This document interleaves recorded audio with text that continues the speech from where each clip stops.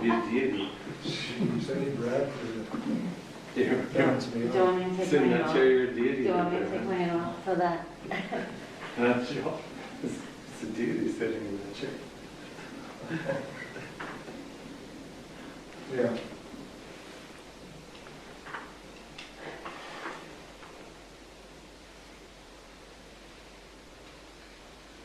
I used to be in the right hand side too, which is good.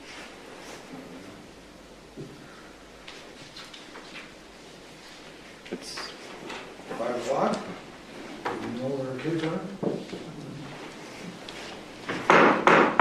All right, it's 5 o'clock on this day, Tuesday, January 11th, 2022. Our regular board meeting for Santa Cruz Valley Unified School District, number 35. Calling this meeting to order. With that said, then we move on to the next one is the Pledge of Allegiance. And Mr. Ramirez, would you lead us, please? I pledge allegiance to the flag of the United States of America and to the republic for which it stands, one nation, under God, indivisible, with liberty and justice for all.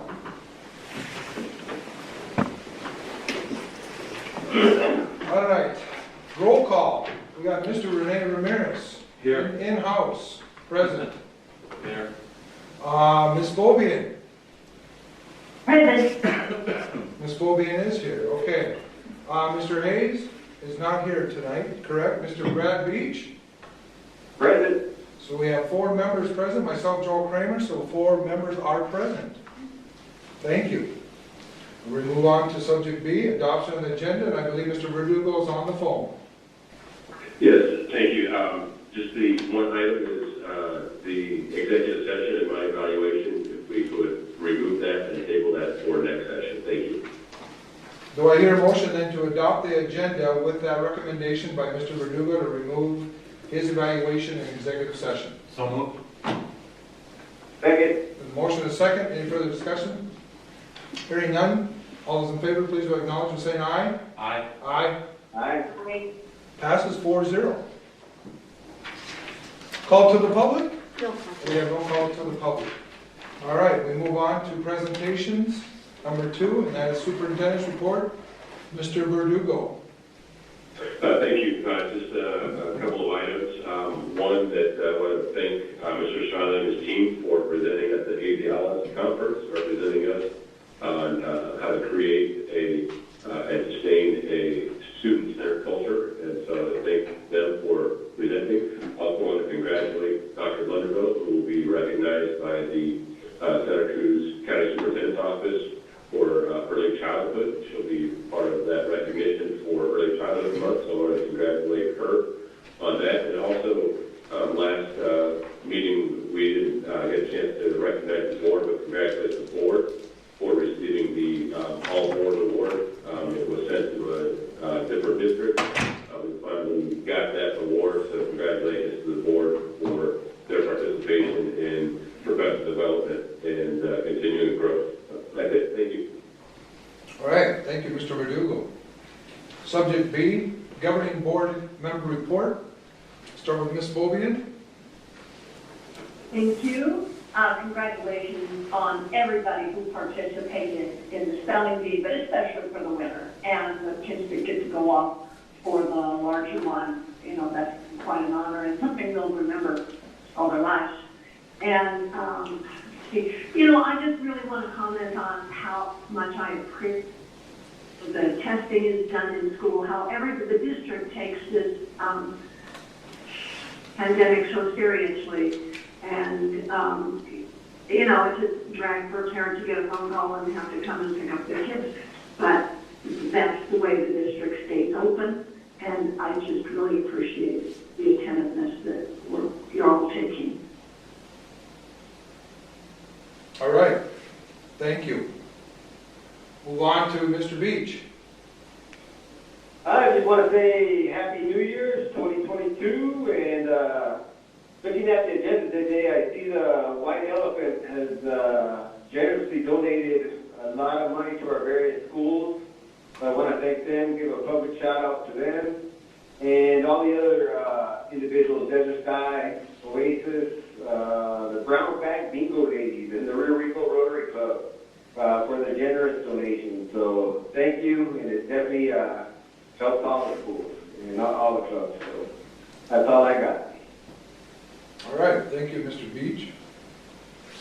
Mr. Ramirez.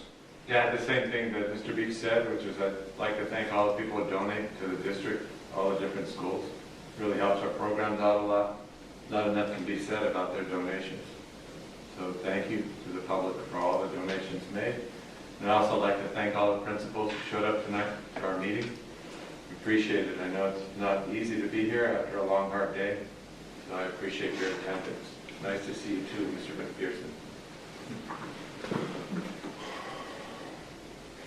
Is that it, Mr. Ramirez? Yes, sir. Thank you. All right, thank you. And yes, thank you to, again, the White Elephant for all the donations over the years. It's always nice to receive those donations. I know as principals, you certainly utilize that money, certainly, and I can't speak for what you do with it, but I assume that you're using it obviously for student awards, rewarding the students and good behavior, good grades and attendance, things that throwing it right back to the kids. And I think that's the important aspect of that award that we get.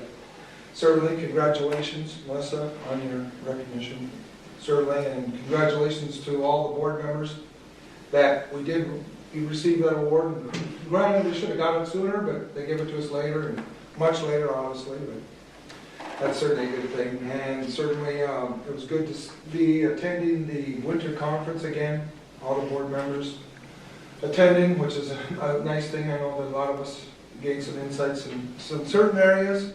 Certainly, we gained some insight more to what ASBA is and what direction they're going. So that'll be a very interesting aspect this next year, especially with ASBA and the insurance group and such, and ASBA and where that's going. So we'll take a look at that, certainly. And certainly, Rebecca, I think you, since Ms. Fobian brought it up, could you at least let us know who did win the spelling bee contest? Yes, it's one of our 8th grade students. I'm going to pull up. If you could come up to the mic. Yes, excuse me, I'm sorry.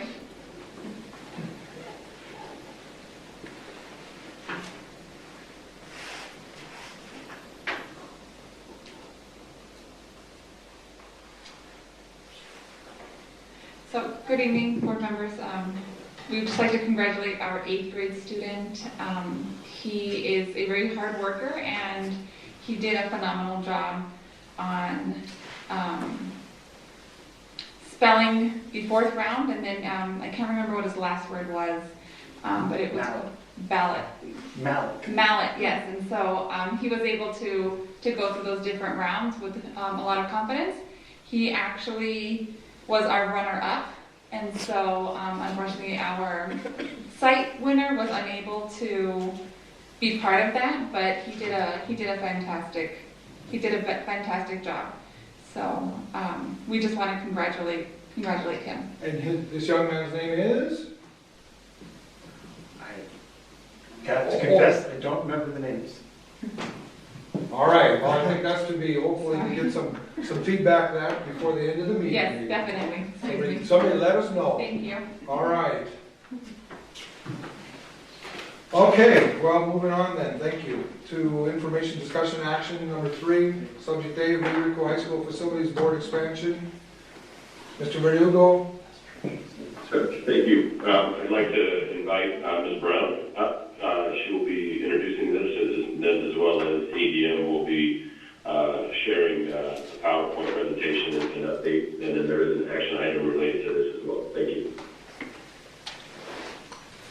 Good evening, Mr. President and members of the board. The expansion of Rico High School has been quite the challenge, given the current nature of the market. And to give us the background of what we have done with this project and how we are finally ready to move forward, tonight we have with us Jennifer from ADM Group.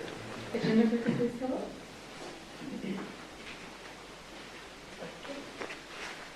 Thank you. Good evening, members of the governing board.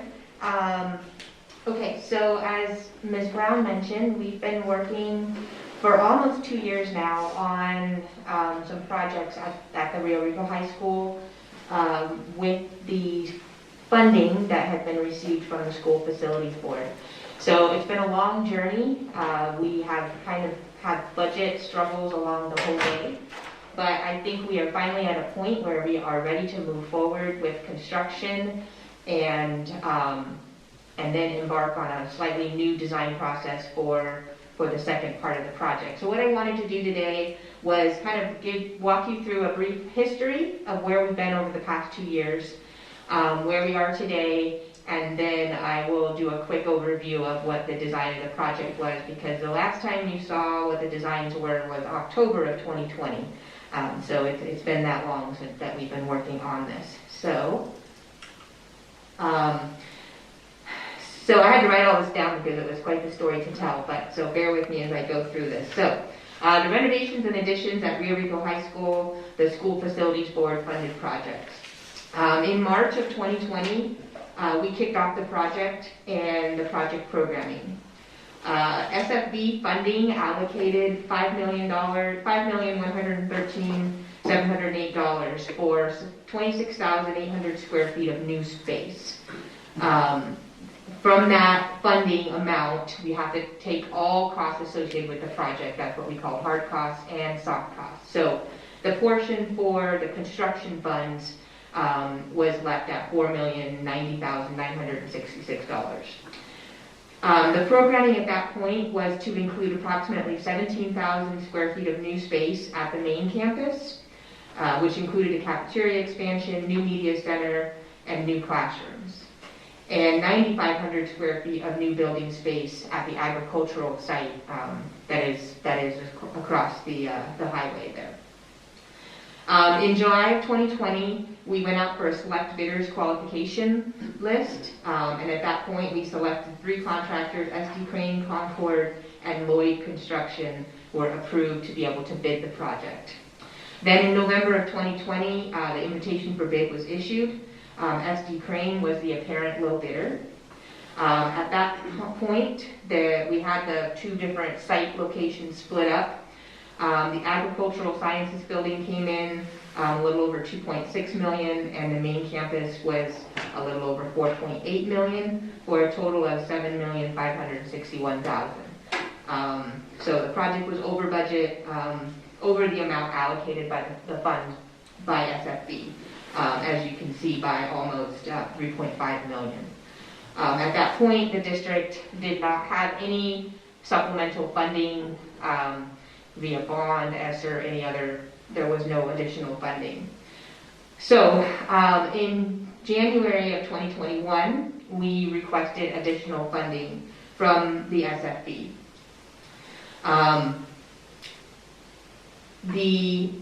So that was in January. January of 2021, we requested that funding. In July of 2021, that additional funding was finally awarded. So at that point, we were really excited because the new amount was $8,852,000.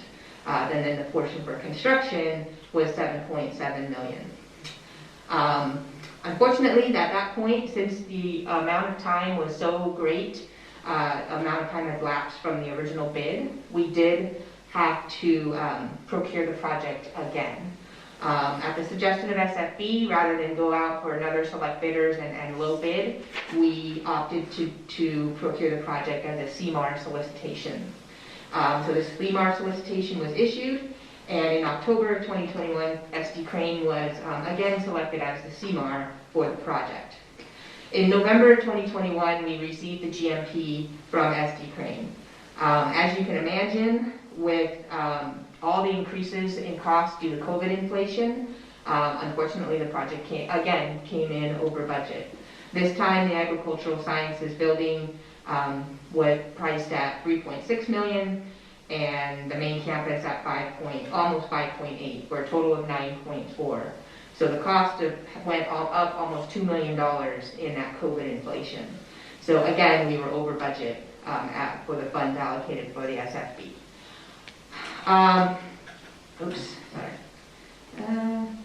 So from November 21 to December 21, our team, which was ADM Group, our engineers, Ms. Brown, Mr. Verdugo, we had several meetings trying to figure out how we could get this project within budget. We considered some hefty value engineering. SD Crane provided costing for that. And unfortunately, the cost was still exceeding our funding, and the quality of the product was starting to get lowered to the point where we weren't comfortable doing that for the district.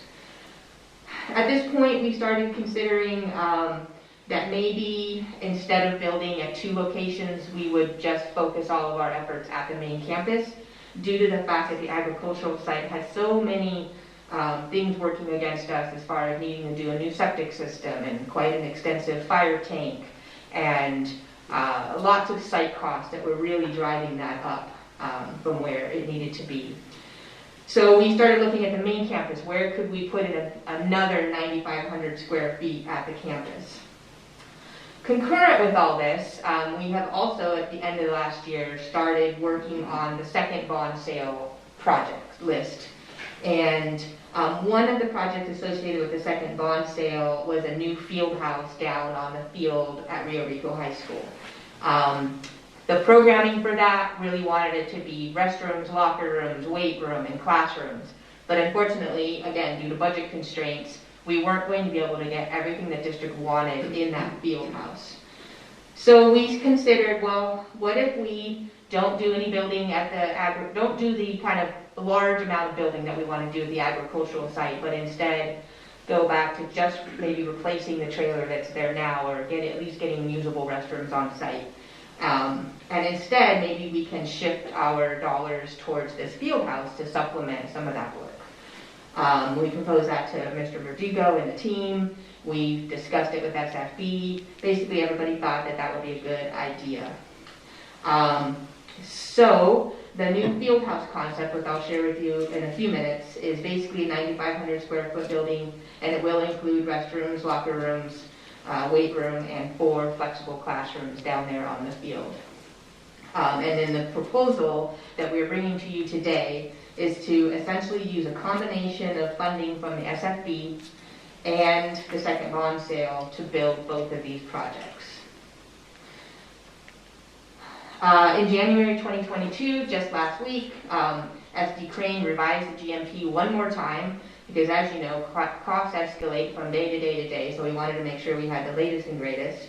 And the chart that's shown here on here, the top line for the SFB project main campus, SD Crane's latest and greatest GMP came in at $6.153969 million for the main campus renovations. And the SFB allocated amount of funds for that project based on the square footage cost is $5.824840. So there's a deficit there of $329,128, which we would be requesting to use from second bond sale to supplement that project. The second line item there you see is the project, the field house. We're estimating that that will cost about $2.5 million. Drawings are just being started on that right now. Again, the allocation that the SFB will pay for that amount of square footage is just over $1.9 million. And so the supplemental funding from the bond would be about $584,000. So at the end of the day, the SFB funds for construction would be just over $7.7 million, and we would be asking for $913,000 from the second bond sale for supplementing. I won't get into the big picture or details of the second bond sale, but the good news is that this actually helps the second bond sale overlook. Previously, before we did this, we were actually in the deficit.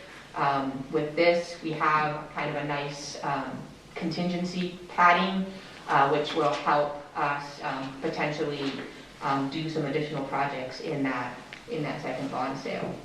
So coming to you today, basically with the governing board's approval of budgets, a revised resolution will be prepared and submitted to the SFB for approval so that construction at the main campus can start immediately. We have permits are ready. They're ready to be picked up. So essentially, as soon as we get the approval and the contract signed, SD Crane can start on that project immediately, which is good. The sooner we start, the better, so that we can lock in those prices. I will now just briefly refresh your memory on what the design does include. I'm going to take this off here.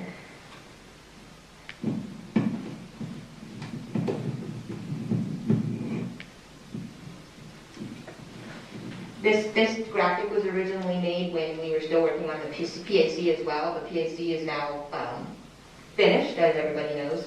But the area of work at the main campus will be at the existing cafeteria, and then just to the north of that is the expansion. And then down below, or at the front of the campus, is the new 4-classroom building. This is the floor plan of that 4-classroom building up at the front of the school. So 4 just over 900 square foot classrooms in that space.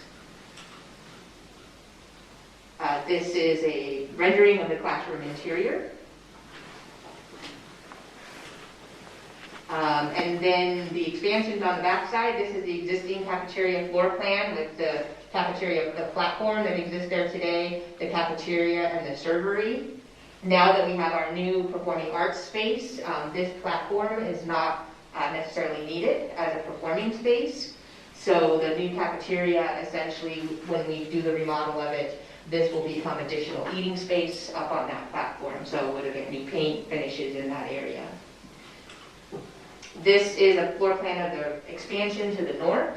The existing cafeteria wall is here. So the existing cafeteria will expand to the north here and then have additional seating on the side. And then this is the new media center, bookstore, study rooms, huddle rooms, conference areas, serveries, etc. for that expansion. Some renderings of the exterior. This would be new doors going into the cafeteria and the media center. Interior shot of the cafeteria. Coming in with fresh paint, fresh flooring. Ceiling tile will likely be reused, but we will come in and paint the soffits and brighten the space up. And as you can see, the seating on the platform there will add a hand railing system at the front of the stage so that nobody is falling off of that.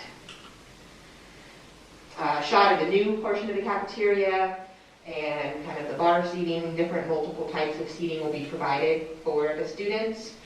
One of the grab and go areas. Another shot here. And then the media center with the bookstore.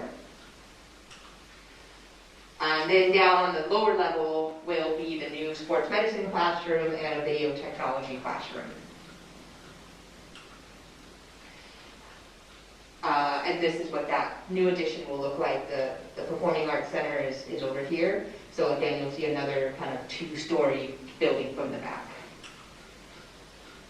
There'll be a grand stair that takes you from the existing plaza level down to the same level where the entrance into the lower level of the gymnasium area is. The new field house. The site location for the new field house will be immediately adjacent to the new football field that has gone in. This little square right here is where the new field house will be. And the floor plan for the field house is on the north side of it. We'll have men's and women's, girls and boys restrooms at the top. There'll be an entry door from the outside, and then there will also be a connecting door into the locker rooms. There will also be an exterior door into the locker room. Each locker room will have a coach's office, and then the coach's office will have a restroom with a shower and some lockers for them as well. 2 large locker rooms, and then we have a weight training space. And then this space down here is actually 4 flexible classrooms.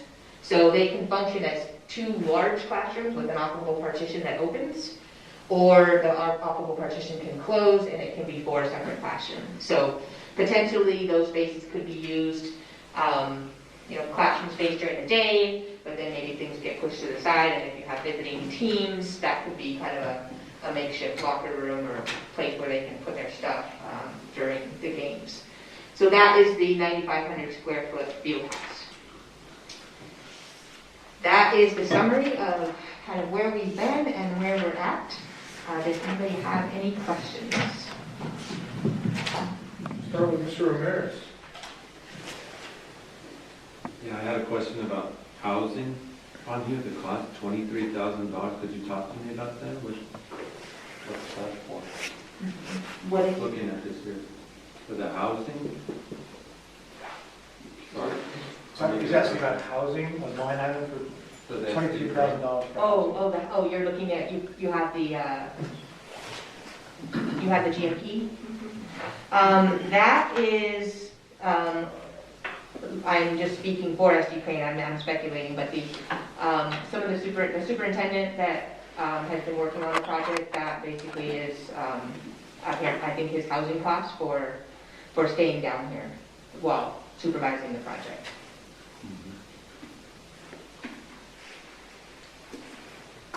Where are the people from SD Crane? Pardon? Why aren't they here tonight? The people from SD Crane? SD Crane,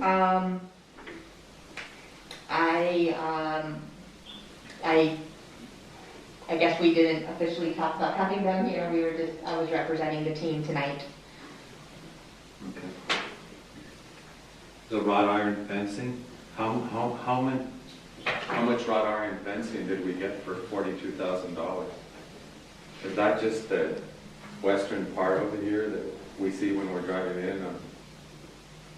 Wrought iron fencing, that is addressing, Because I saw that being put up a while back ago last year.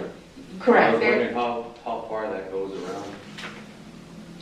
the wrought iron fencing associated with this project specifically will be up at the front of the campus, Oh, where the new addition is going.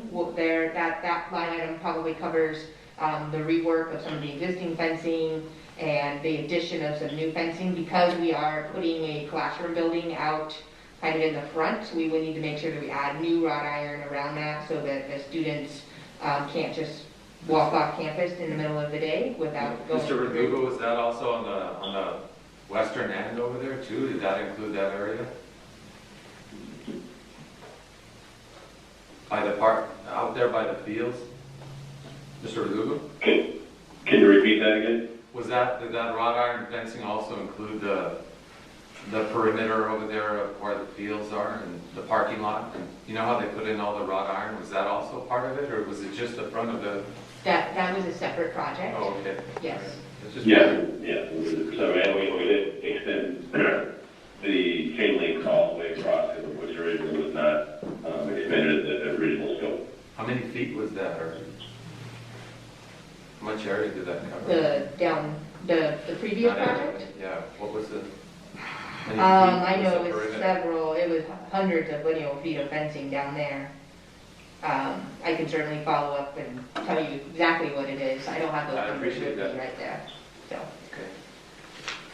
I think that was about it. Anyone else? That's all I have, Mr. President, thank you. All right, thank you. Ms. Fobian?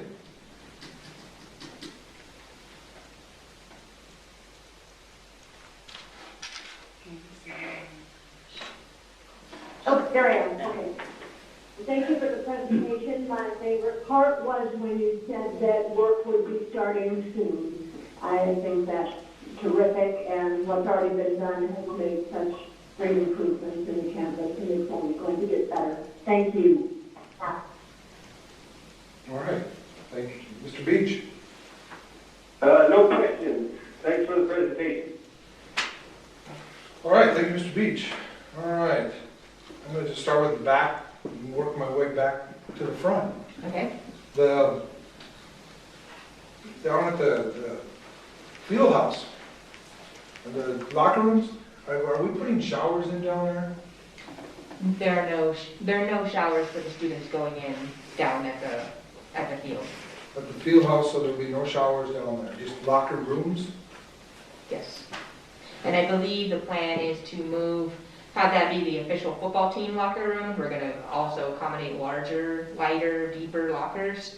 Because I know right now, the pads and everything don't fit in the lockers that we have up in the existing ones. So it will, during football season, definitely house all of the football gear. So each student, they don't have to check it into the room each time. Yeah, that's fine, I was just again asking mainly just about the shower, the spacing was.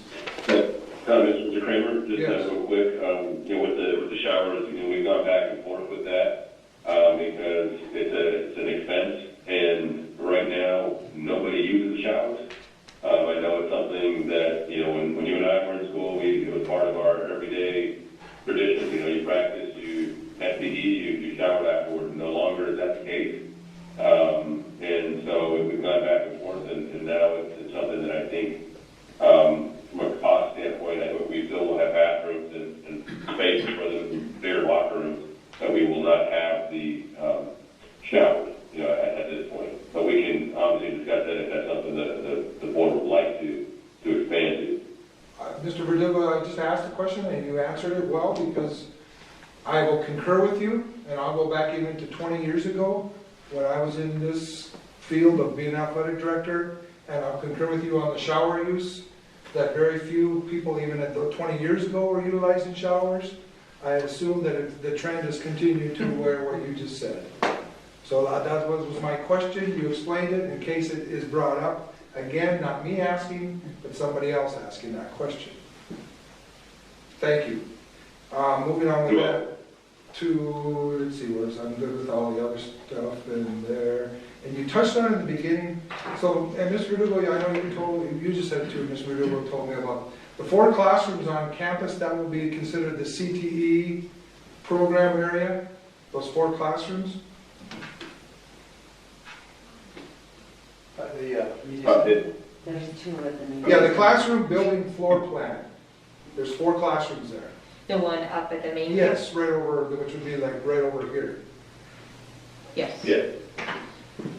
Mr. Strada is there, I know that Dr. Lindenborough as well. And one of the things that we talked about with the high school is, being able to expand the CTE programs and give them more space as they continue to grow. One of the things that we're looking at is at ROTC, and we feel that those buildings or the rooms down at the field house could be utilized by ROTC because of their fitness components and things that they do. And we also will continue to explore looking at a metal building down at the ag farm. That's one of the items that we will continue to explore. We want to just make sure that we're replacing that trailer. Either way, we're removing that trailer that's down at the ag farm and we'll be replacing it. But we're looking at some type of metal building. Mr. Hayes is also working with Dr. Lindenborough to figure out the fire lane issue down there. So there's a lot of work to do, but we wanted to again make sure that we get started on this and have things in place for all of our programs as much as possible. Okay, I asked that question just because I know that we, as a group, had discussed about the farm area, and I know you had told us as a board about the possible bringing in more programs such as welding and such as those areas down in that area. And I just wanted, yes. Again, I'm bringing it up just so you can bring that up just so it is brought up on the public. Yeah, perfect. Thank you. I appreciate it. So, okay. So that would be my question with that. That's what, yes, I just want to make sure where we're going with our pride and joy of CTV. So I have no further question, other than is our company that's doing ADM Crane, hopefully they've got all the supplies and materials once they've already been notified of this bid, correct? Because the state said go ahead and utilize them, correct? The SFB, yes, has agreed. However, as you are probably aware with SFB, there are several steps we have to go through. And then we also needed to go through the steps with you all to get, first step was getting it approved tonight. And then I believe Ms. Brown will be submitting the resolution to the SFB as soon as that can get uploaded to them. And then we have to get the contract approved for SD Crane, which we are also working on and should have in the next couple days. And hopefully we'll be able to bring that to the next board meeting in 2 weeks and get that contract approved. But yes, we will, after tonight, if everything gets approved, SD Crane will start the wheels moving in the background to get this going. Yes, because hopefully we don't have the same reasoning of we don't have the supplies or anything to that, so we're set back on the building and then all of a sudden we have a big monsoon coming in again, and it was because of the monsoon, and all of a sudden we're 2-3 months behind again. We are doing our best right now with the development of the contract. I have SD Crane working right now on a projected schedule, taking into consideration everything you just mentioned. And so we are going to try to put together as realistic of a schedule as possible and have that in the contract, and then hope everything works out and get it built. Right now, preliminarily, we're looking at potentially occupying by January of next year, so a year from now. Hopefully the market's going to calm down and we can procure all of the items that we need in a timely fashion. So after we get through this, so you're saying the next board meeting, we'll get a little clearer understanding of timelines and things to that effect, correct? Yes, Mr. Kramer, so at the next board meeting, I'll have in front of you 2 documents. And one is the resolution for the school facilities board. If you recall, months ago, the board approved a resolution stating that SFB was going to fund 100% of the project. Fast forward to tonight, based on the explanation that Jennifer just shared with you, we're going to bring back a resolution that is going to specify the amount of bond dollars that we're going to put towards this project. And we'll resubmit that to SFB. SFB is well aware and they're expecting that. The next document that you'll have at the next board agenda will be the contract, the actual contract, and that's where we'll have timelines and so that we are clear on those items as we move forward. Yes, much as we appreciated their efforts and the lovely donation, hopefully they don't have to give us another donation because the timelines were met. Absolutely. So, all right. Thank you, Mr. Brown. Mr. President, I have the floor. Yes, you may. So I strongly suggest that you have like Mr. Kramer said, representation from SD Crane here at the next governing board meeting so that they can answer our questions directly with regard to expenses. Okay, absolutely. I will get them invited. With regard to your presentation, thank you so much. You did a good job. All right, thank you very much. Thank you, Jennifer, again for coming on board, getting us going on this. So this is, Mr. Verdugo, this is an action item, correct? Yes, I'll turn it over to Ms. Brown to guide us through that, just to make sure that we make the proper motion. Is the recommended action the proper motion, Ms. Brown, that's written here? Yes, so the motion for tonight is to approve the guarantee maximum price as presented. And then the district administration will work between now and the next board meeting to get you the contract and the executive, what's the name of the document? The resolution for SFB, I'm sorry. So the contract and the resolution will be in front of you at the next board meeting. What we want to do tonight is to lock in the price. So the motion, you can correct me if I'm wrong, Ms. Brown, but I'll read it and then you can interject, okay? Okay. All right. So I hear action then, a motion, a recommended action to motion to review and approve the GMP guarantee maximum price, number 1 pricing from SD Crane for the expansion of Rio Rico High School as presented. So moved. Second. So motion is second. Any further discussion? Hearing none, all those in favor, please acknowledge by saying aye. Aye. Aye. Aye. Aye. Motion passes 4-0. Congratulations to all of us. Very good. All right, subject B, board policy advisories, Mr. Verdugo. Thank you, Thank you. Jennifer. This is, we've had a lot of updated policy advisories throughout the fall that, for just various reasons, we moved to different meetings, and so tonight is just a continuation. So the recommendation is to approve the policy advisories as presented. And these are advisories presented from ASBA, correct? Yes, and they've also been vetted through our team internally. Okay. All right. Any discussion on this? Any questions for Mr. Verdugo? No questions from the board? All right. Hearing none then, do I hear a motion to approve board policies G, C, F, G, D, F as presented? So moved. Second. Any further discussion? Hearing none, all those in favor, please acknowledge by saying aye. Aye. Aye. All right, motion passes 4-0. Subject C, COVID-19 update, Mr. Verdugo and Dr. Lundgren. Thank you. And Dr. Leno is present, so I'm going to go ahead and turn it over to her.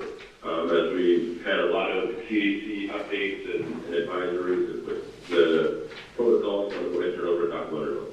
Thank you, Mr. Verdugo. Good evening, Mr. President, members of the board.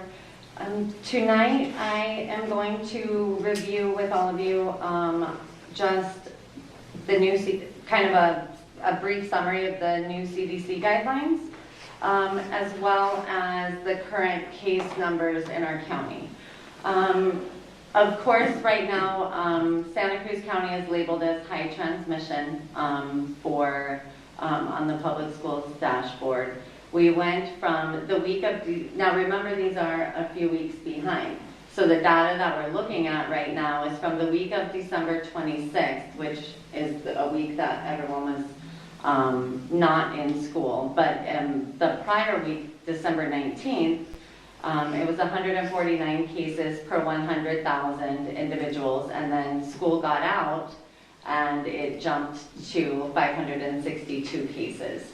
So it went from just being right above that moderate transmission level to a high transmission level fairly quickly. Most of the projections are that will continue to go up while this variant is making its surge through the county, and then it will begin to drop again.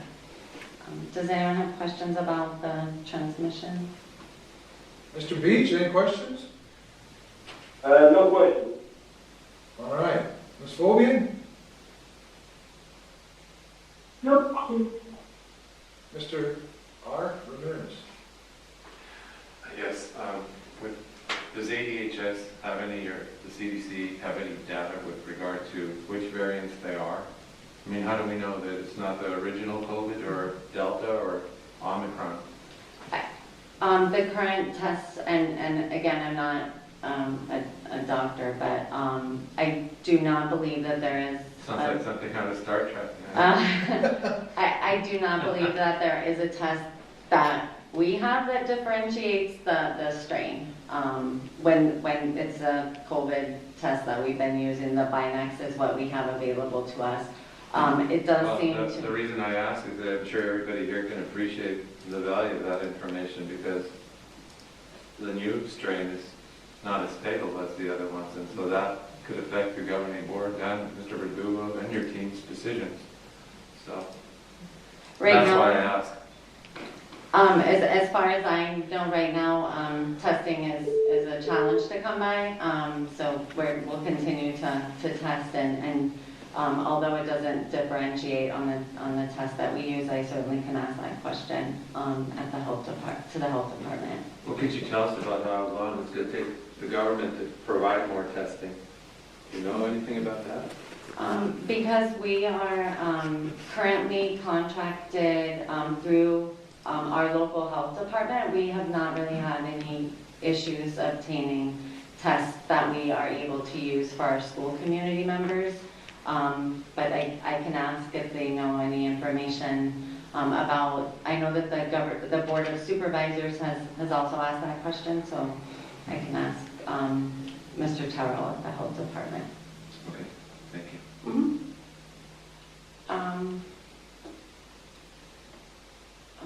I think, so this week we have been looking at, there are recommendations for different types of masks. Cloth masks have been determined to not be as effective against the spread of the current variant. Therefore, the district has already worked on procuring N95 masks for staff and adults. As all of you know, there is not a surgical mask made for children. So to order those very small masks, but I did work with the health department and the N95 project, they also are starting to provide some of those child-sized masks. So we are ordering additional masks that we can provide to our students and staff that meet those new recommended guidelines. In terms of the CDC guidelines, they have shortened the quarantine period for individuals who test positive, regardless of vaccination status, to 5 days. If you have no symptoms or your symptoms resolve after 5 days, you're allowed to leave your house. They're just asking that you continue to wear a mask for an additional 5 days. So it's confusing, I know. The exposure is even more confusing because if an individual, there's two types of people who are considered fully vaccinated. Those who have had either the 2-shot series within a specific period of time in the 6 months for their booster has not expired, or those who have had all of the series of shots along with a booster, or they have not had 6 months in between the last vaccination and enough time to get the booster. Then those individuals do not have to quarantine. If they're not fully vaccinated under those two, very confusing. We always have to draw like a picture when we're talking about kids and families to try to figure out which bucket they fall in. But then if not, then there's a 5-day quarantine period if you're not what is defined as fully vaccinated. A lot of people have asked me, what if I've had COVID in between the time in which I'm supposed to get my booster and the booster time is expired? There is not any guidance on that I've received on that. I did ask if someone could help me understand that. But if you have had COVID and 6 months has expired since your last vaccination, you're considered unvaccinated. You're not considered fully vaccinated under the definition right now. So that is kind of what our week has looked like thus far since returning. Does anyone have any questions? I'll just interject on that, and we discussed this before, that, and you hear it even reading, and it's done. So No, I know. the doctor, like, this is CDC.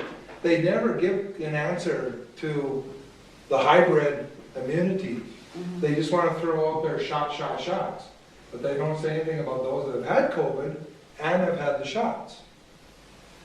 And I know I brought this up before, now I don't want to say who, whatever, but the point being is, I had my antibody test done a month ago, and I'm still reactive.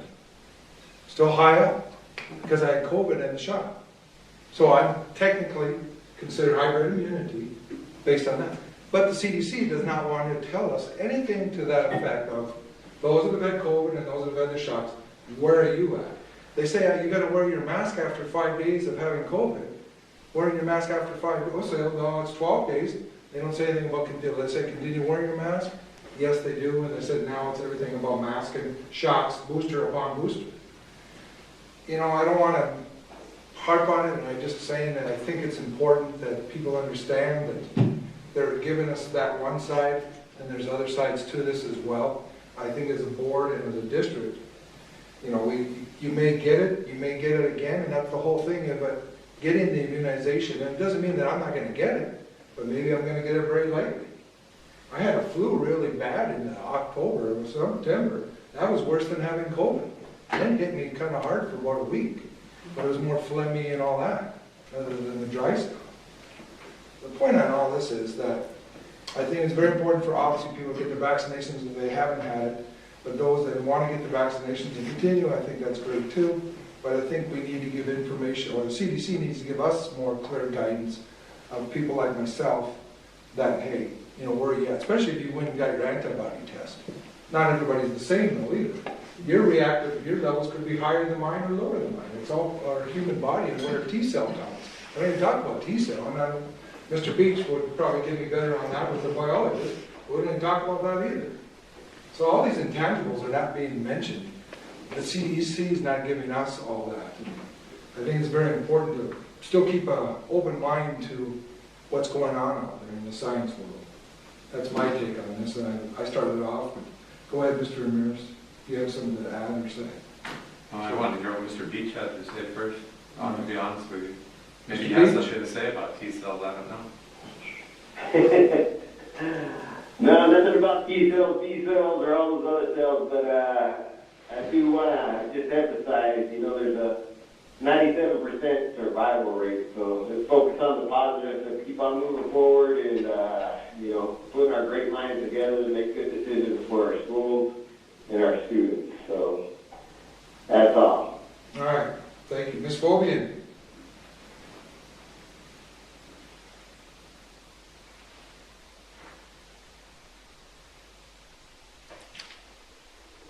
All right, Mr. Ramirez. Yes. First off, I just wanted to say something on behalf of teachers because a lot has been said with regard in the news lately about subject of COVID and teachers unions. There are a lot of people who have been telling people, through the news, they've been coming into our living rooms and saying that there are a lot of teachers unions that don't want, they want to close the schools down, don't want to be there. And I really don't believe that that's the case here at home, here in Santa Cruz County. Even Arizona said, I personally want to be with my students. And I think it's safe to say that people like Mr. Beach and lots of other teachers, a majority of the teachers here, want to be with the kids. So that's just a big myth. I want the public to know, in case they're watching tonight, that's just not true. Teachers want to be with the kids, and as Mr. Shadler once stated, you can't duplicate the classroom online. And we know that. We went through that misery. And we never want to go there again. And we'll do everything we can because their parents are really worried right now. They heard about Chicago and closing, so of course, if you're a parent and you have children in the public schools, you begin to start to worry. You wonder how far this thing's going to carry on, whether it's going to have a domino effect. And so their parents are concerned about that right now. And I can tell you that that's just not that won't happen here, especially when you start to contemplate Omicron and the scare that's being put out in the public. It doesn't have the fatality that the original COVID did. We know that for sure. That's a fact. That's not misinformation as it's being said. That we're all scared right now. We don't even know who to trust because this is so heavily politicized. But I'll tell you something. Teachers want to remain with kids in the classroom at all costs. So that's a myth, and I just wanted to debunk that whole thing. Okay? The other thing that I talked about a while back ago, last year, Ms. Lunderville, was the meds. Who's talking about medicine to help cure this thing, or not cure it, but help stop it from spreading? Because we have that. Merck has medicine that prevents COVID from spreading if you catch it early. And yet, nobody's telling us about, they're not rushing to provide the public with drugs to combat this thing. And that has me preoccupied. Because once again, this thing is so heavily politicized that everybody still gets worked up on all kinds of sides about the politics of it all. And like Mr. Beach said tonight, we need to settle down and work together and come up with the best plan to keep our kids in school and keep them safe, of course, as well. Teachers and everybody within the district. But that's part of the equation, the meds. And I think that we should really spend some time looking into that. What kind of meds do we have to combat this thing? What do we do to try to provide students with that kind of thing? Is anybody talking about that? Because I haven't heard very much about it. I'm all ears. And the other one, masks. You were talking about masks. As I was driving over here, I started to think about our policy, and I was going to ask Mr. Verdugo, do we still have the same policy with regard to masks in class versus outside on campus, or did we change? As a CDC We recommended? have not changed any of our requirements, that we've continued with our current mitigation, and Dr. Lerman could expand if needed. Okay. Well, I think picture the kids walking outside the class, taking their masks off and moving through the campus. And so that doesn't bother me that they're out in the open and so forth. But what bothers me is like if they go into the bathroom, I thought about this. They walk in the bathroom, you know, bathrooms are not the most cleanly place in the world to be hanging out in. And so I don't know how disciplined the kids are in putting their mask back on when they're going to go into the bathroom. And I mean, we can only, you know, watch them so much. I mean, even with security and all, it's impossible to keep an eye on every single kid. So I think that it would be wise of us to maybe put out a little announcement out there that, hey guys, you're going into the bathroom, you got to put your mask back on. Because that's crucial right now. We should really play it safe with regard to this. I mean, it does bring me to a really positive point, though, that still, and this is data, still to this day, kids 19 down, all the way to on, whatever, from 0 to 19, they say 0, which is silly, but from the time they're born all the way to 19, we've had 0 deaths in Santa Cruz County. 0. And that should really make us think about the kind of action that we should take and how we support our team here in District 35. The last thing I want to say is just a reminder, a friendly reminder to principals. I'm going to tell you what to do. You guys are the captains of your ship, of course.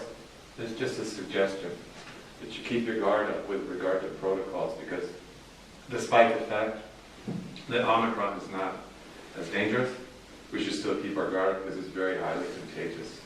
And we want to try to keep as many kids in school as we can. But that's so important with regard to educational data.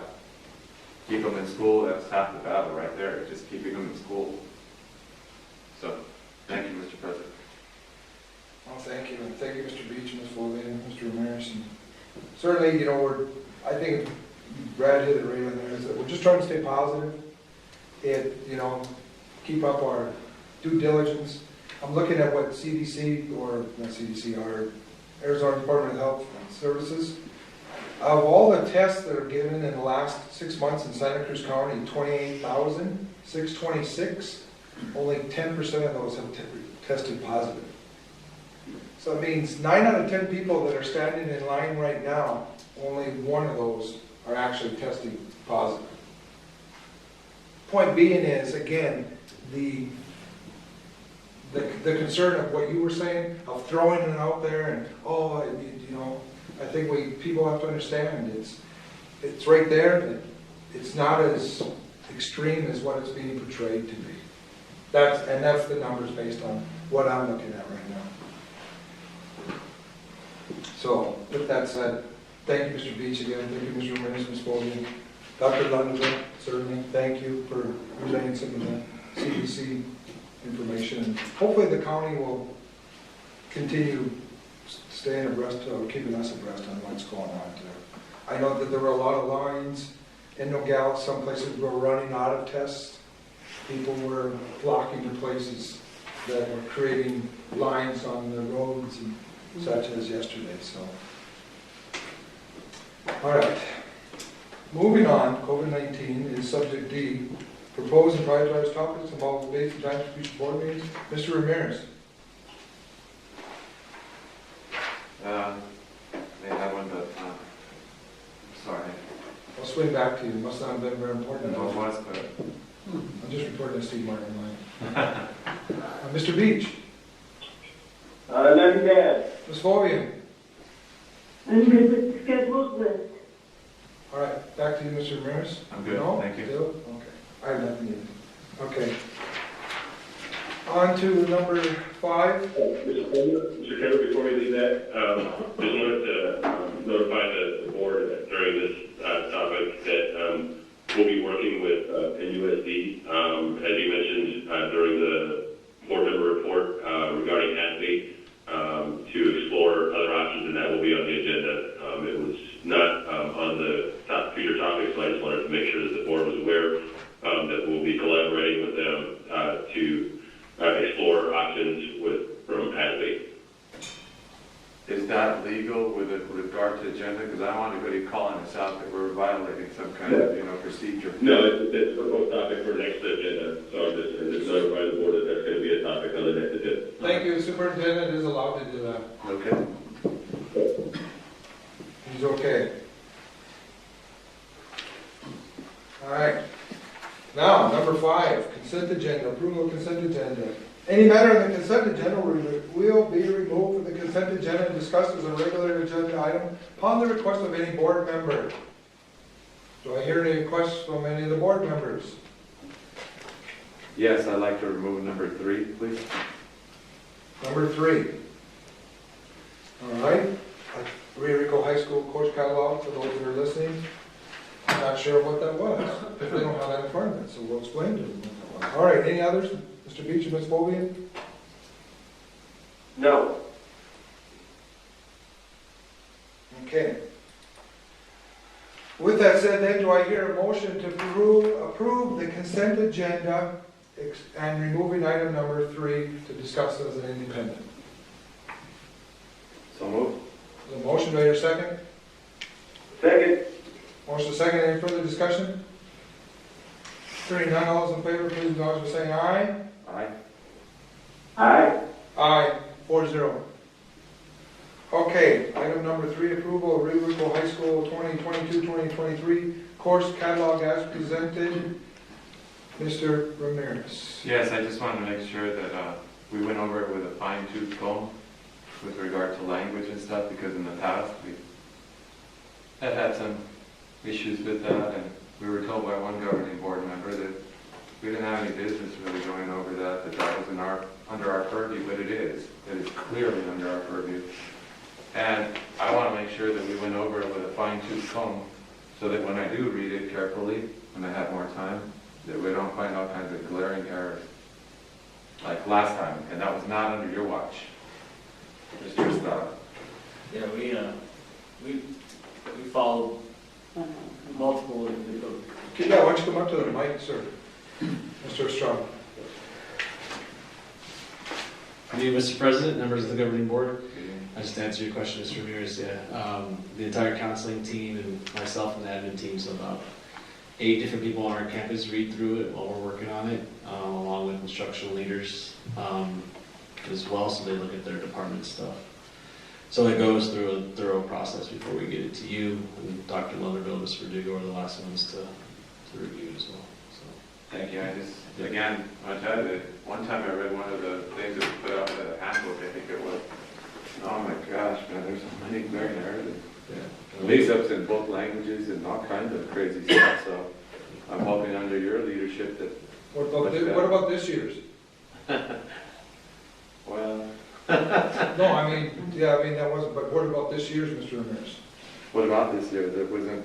They corrected a lot of the glaring errors, but I didn't get a chance to read every single word, Mr. Kramer. Well, I know, that's what we're approving tonight. So if they please just look it over, I'd appreciate it. One more time, go over it with, like I said, with a fine-tooth comb. Steve's really good at that stuff, but he's probably so busy he doesn't have a chance. I looked at it this morning, and I thought I was going to bring it out anyway, but I'm glad that, again, that we brought that math concern from 3-4 years ago is in the loop now for kids, especially with that 4th year math. Yes, I'm glad that was added, because that is accepted at U of A and ASU as a math. I think statistics and that quantitative math is so important. Yeah, yes, sir. I agree. And I'm glad that's in there. Yeah, we're Thank excited. you, Mr. Verdugo. You know where that stood from a few years ago as well. And I'm glad it's there, and I'm glad hopefully that more seniors take that, because it's statistics and that type of math is so important. Yeah, that class is our most popular senior level class, quantitative reasoning. There it is. And statistics will be next. So I imagine. Hopefully. Yeah. All right, thank you. Thank you, sir. Appreciate it. Thank you. Sure, I was just saying that we are approving this tonight, so. All right, Thank you, I appreciate that. okay. So then do I hear a motion to approve the Rio Rico High School 2022-2023 course catalog as presented? So moved. So moved.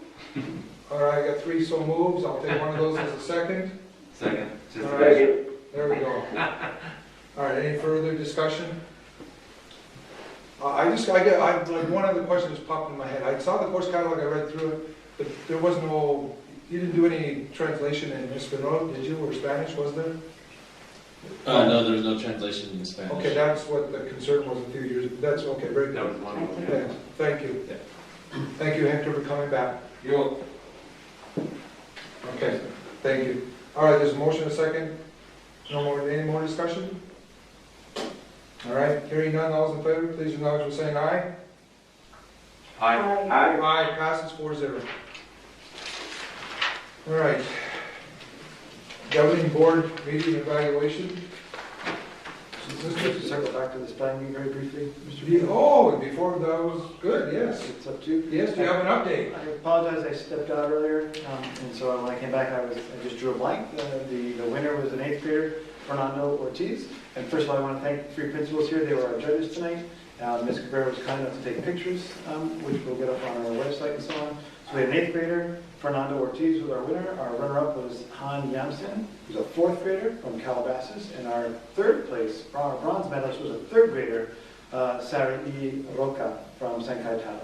So an 8th grader won, but a 3rd and 4th pushed him pretty hard to the finish line.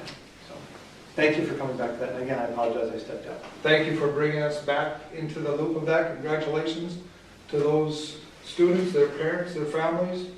Congratulations on that. Thank you, Steve, for doing that. All right, governing board meeting evaluation. Mr. Beach, I'm getting a point from a call-in. Say again? Your board meeting evaluation as a perspective from somebody that's calling in. Oh, well, we're doing a good job. All right, that's very good to hear. With that said, do I hear a motion to adjourn this meeting? So moved. There's a motion, do I hear a second? I'll second. Okay, thank you, Mr. Beach. All those in favor, please acknowledge by saying aye. Aye. Aye. Aye. Abstain? Here. All right, 3:01. With that, this meeting is adjourned at 6:06 p.m. Thank you. Thank